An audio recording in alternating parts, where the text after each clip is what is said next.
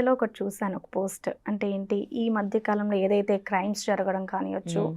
Rapes ఇవన్నీ జరగడం వల్ల అమ్మాయిలు పెళ్ళిళ్ళకి దూరంగా ఉంటున్నారు. పెళ్లి చేసుకుంటే నా జీవితం ఏమైపోతుందో, లవ్ మ్యారేజ్ ఆర్ అరేంజ్ హ్మ్. ఎనీ మ్యారేజ్ అని అనుకుంటున్నారు. అంటే అసలు అది ఎంతవరకు కరెక్ట్ అంటారు? అంటే మీరేం చెప్తారు పెళ్లి చేసుకునే వాళ్ళకి కానియొచ్చు? అంటే ఒక ఫ్యామిలీ కౌన్సిలర్‌గా అసలు ఒకవేళ అమ్మాయిలు పెళ్లి చేసుకోవాలి అనుకున్నా, అబ్బాయిలు చేసుకోవాలనుకున్నా, అసలు వాళ్ళకి బాండింగ్ ఏర్పడాలి అంటే అసలు ఇప్పుడు ఏం చెప్తారు మీరు? దీనికి కొంచెం టైం పడుతుంది. మార్పు సమాజంలో మార్పు రావాలి. మార్పు రావాలంటే కొంత సమయం పడుతుంది. హ్మ్. సమాజం అంటే ఎవరో కాదు మనందరమే.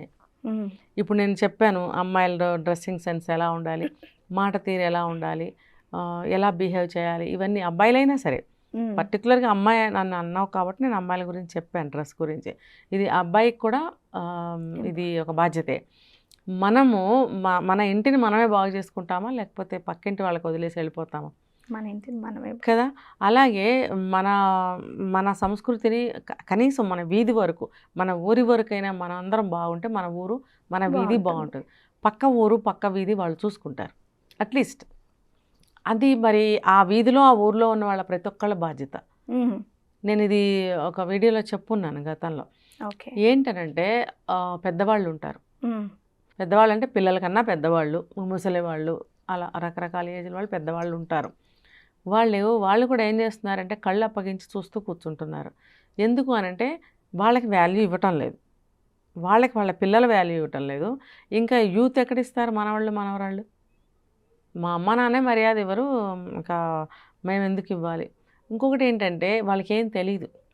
వాళ్ళు వాళ్ళ హయాంలో ఉద్యోగాలు చేసుంటారు.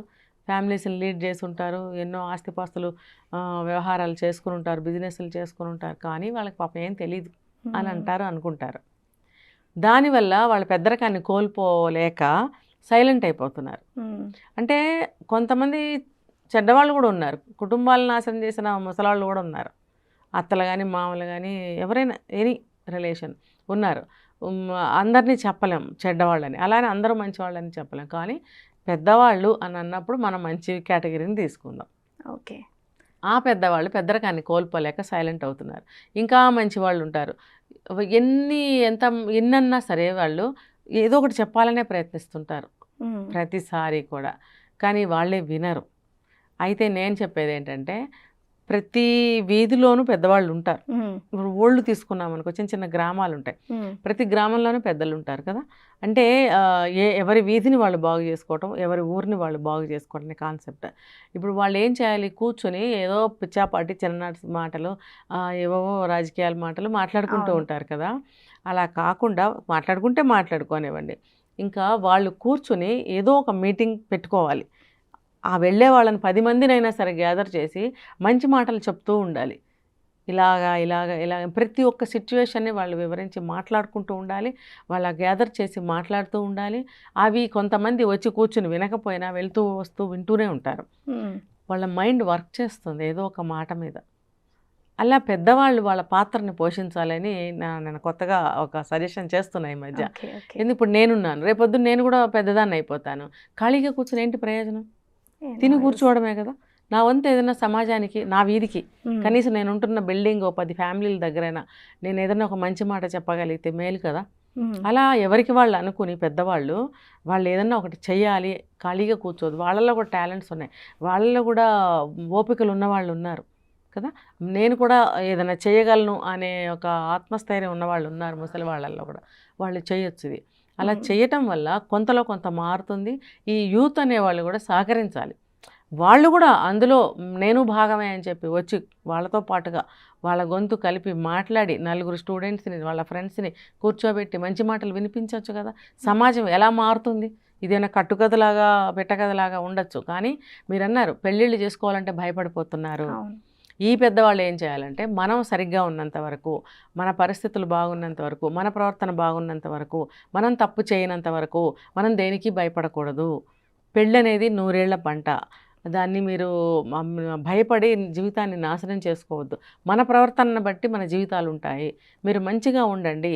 మీకు చేత కాకపోతే మాలాంటి పెద్దలు ఇంట్లో ప్రతి ఇంట్లో ఉంటారు. అడగండి. వాళ్ళిచ్చిన సలహా ప్రకారం మీరు స్టెప్పులు వేస్తూ ముందుకెళ్ళండి.